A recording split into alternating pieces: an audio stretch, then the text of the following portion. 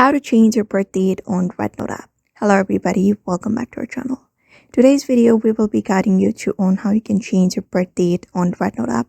So if you're wondering how you can do that, these are the process you may follow up, and you should also be able to change your birth date on Rednote application. So let's just go ahead and look out on how we can do that.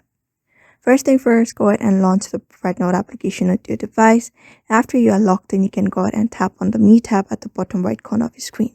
So when you reach over here, you can go to the profile page right here and tap on profile, which is on your profile.